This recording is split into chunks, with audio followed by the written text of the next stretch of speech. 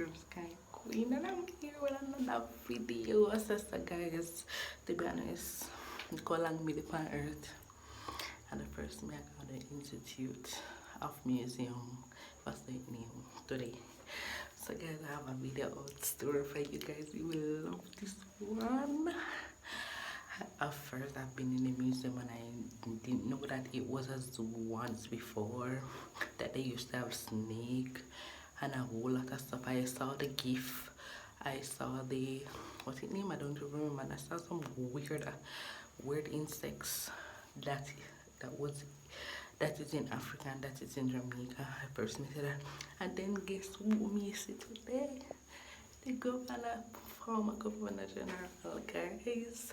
Nice first I've ever seen Dean Jackson Miller in real life. First I've seen that lady, and there was another young sister in there, and the other lady. I know I saw her on some kind of show, but I don't remember. But guys, stay tuned. The video is out.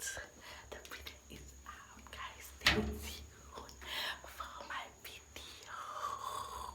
Today was really amazing, and to be honest, if there was 150 person in that museum today listening to live band, all of them natural ear. If I see one braid ear, somebody in there, I can count on one finger. But all of them natural, rasta, pallid, natural ear.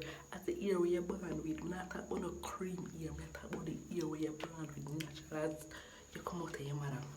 And yes, guys, I said, look at this. And then you're talking about Marcus Spencer hair copy. So basically, all of the artists that were singing them songs, they're singing their life story in their song. But stay tuned, guys. A lot more copy that. Let's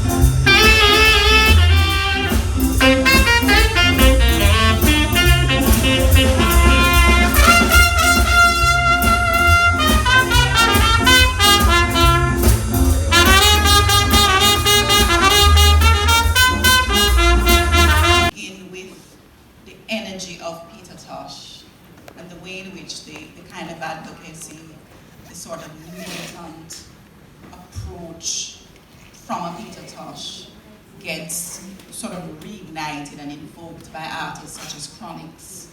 You know, I mean, Isis mentioned Protege, but even Lila Ike, some of the women who we might not immediately associate with being militant or being advocates, that their lyrics are in fact doing some things that remind us in a kind of, you know, media-centric sort of way. If you look at the music is a way to understand the society. You know, the music tells us of what's going on in the communities. So, yes, but I want to talk about Rastafari in particular though, that Herbie mentioned something and really, you know, spoke quite a bit about it. But I want to center our attention on the way in which the music of Jamaica has been message music, has been music to, you know, really conscientize, to help people to understand themselves. And part of the problem that we've had in Jamaica is that we are busily, every single day, trying to run away from who we are. You know, whether it is the way in which we are combing our hair, whether it is, and these are all things that are reflected in the music, of course, whether it's the way in which we are dressing ourselves. You know, you can't be sleeveless. Yes, I'm wearing arms today, and I'm in the Institute of Jamaica. Some might argue one of the last bastions of colonialism, even in the context of this country. Yes, I said it. But, you know, it is that the music, and particularly Rastafari, have been the messengers telling us to get back to ourselves. And I want to highlight in particular something that I am closely meditating on. That Bob Marley, in 1979, released the song Redemption Song. And it is quite instructive that Redemption Song is the song that poignantly and you know, directly tells us about mental slavery. So the project of emancipation, if we were to go back to the words of Verna Bradbury, is incomplete. The project of emancipation is incomplete. And that mental slavery that we continue to embrace, you know, like I talk about COVID as a viral thing that we have, you know, accepted as humans to just carry around. We need to just not carry around mental slavery anymore. The artists in Jamaica have been telling us in so many ways, consistently, whether you think that what they're singing about is abhorrent or not. You know, when Bounty Killer says, looking at my eye, what do you see? You know, we need to be able to listen to our artists. They are telling us some very important things. In journalism, we talk about giving a voice away from colonialism, a failed federation, and a shift from British independence towards what our own memories can recall, which is the power of North American tourist dollars, the terror of Tivoli Gardens incursion, and neo-colonial infrastructural support. That's what we have lived and can remember, my generation and the generation that is younger than I am.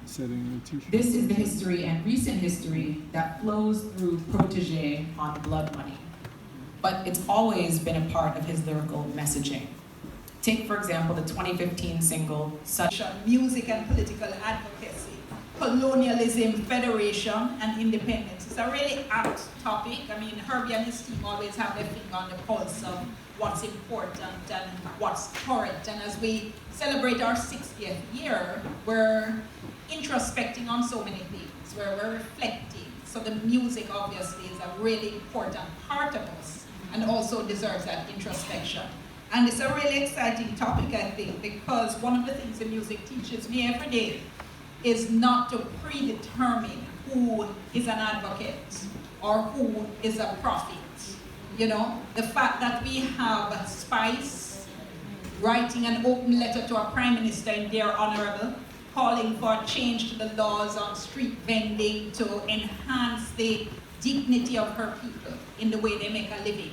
Or the fact that we have Jada Kingdom in a tragically appropriate song, given the events of last week, asking a question none of us can answer. How can you violate an 8-year-old? And calling for capital punishment for child molestation. Just to be clear, I'm not endorsing it, I'm just saying she's advocating for that. It indicates to us that advocates come in different sizes, different genders, different shapes, and we embrace all of them. And having said that, looking forward to hearing the thoughts from our fabulous panel. This afternoon, Dr. Sonia Stanley-Niles, Senior Lecturer in Cultural Studies at the University of the West Indies, Dr. Isis Samaj Hall, Lecturer in the Department of Literatures in English at the University of the West Indies, and of course, we all know Herbie Miller, Director and Curator of the Jamaica Music Museum. So I'm going to ask Herbie, of course, to kick us, yes, Herbie, to kick us off by just telling us a little bit about why this topic was important for you to have us explore as we celebrate 60 years. People, much as I love cricket, I've never been a home in Boston. First time for everything. Skipper, thanks for sending me out to face the cherry. Anyhow, you know,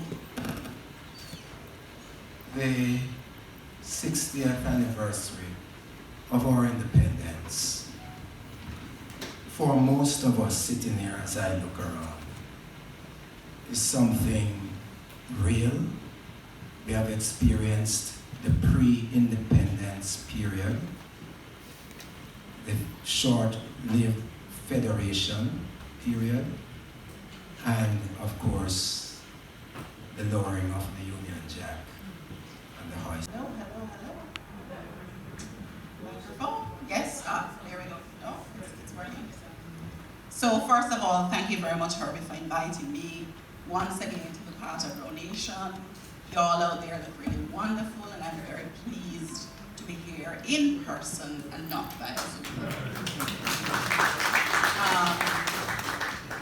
So to your question, Madam Moderator, it would be remiss of me not to engage in a more historical reflection to answer your question. And for me, when Herbie asked me to speak, I said, let me do what my ancestors are telling me to do.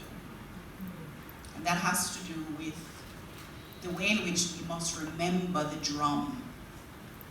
And I'm starting with the word drum for a reason. So my little 3 minutes of engagement is about taking us back through a conversation about the drum.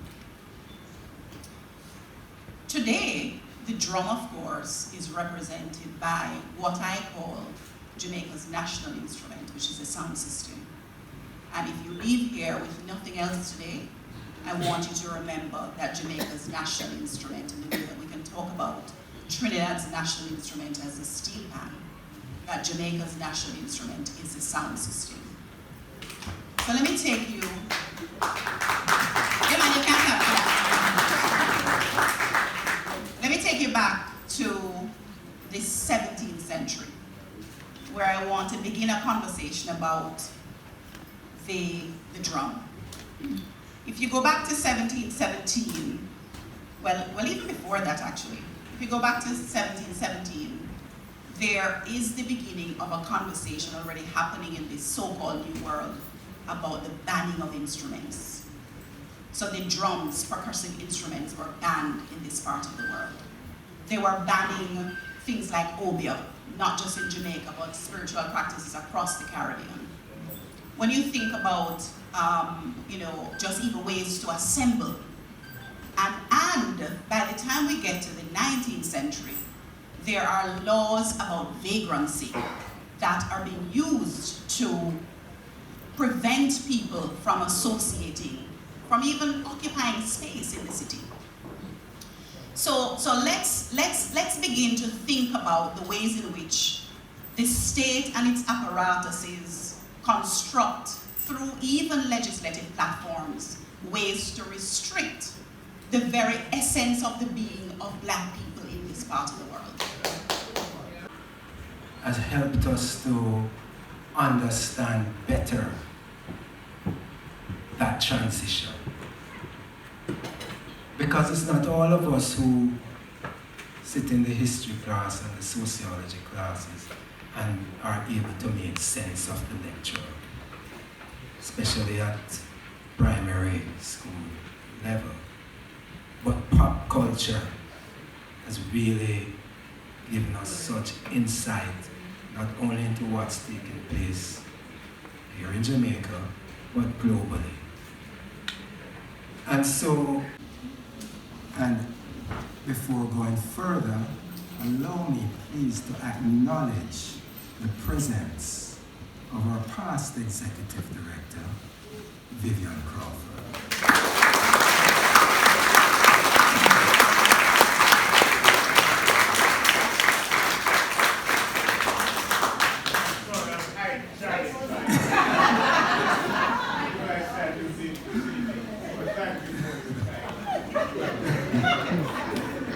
Vivian Crawford. Like Gary Sobers, they couldn't get him out at 365, so he retired. Mr. Harrow.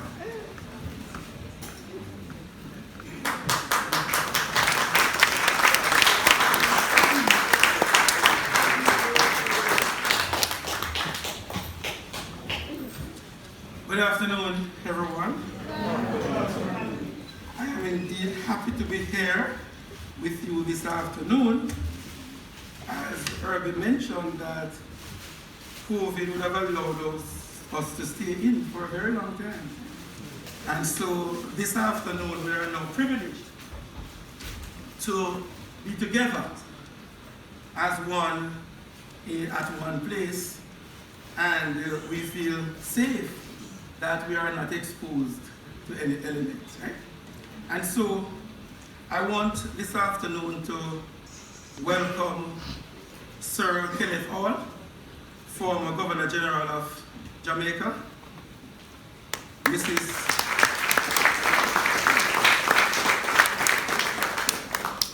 Judith Hilton, Honorary Consul, Ethiopia in Jamaica,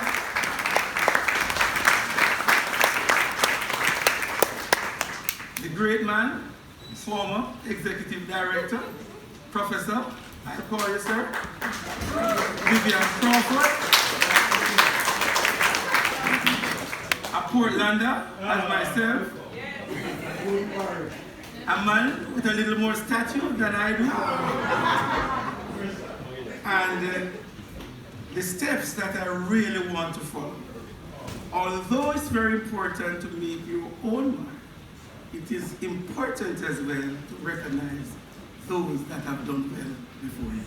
And Sir Vivian Crawford would have left for us an Institute of Jamaica that we are all proud of and one that we can build on for the future.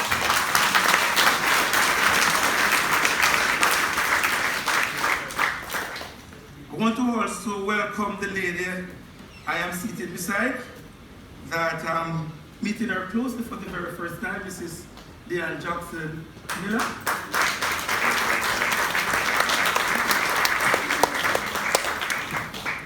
Dr. Sonia Naya.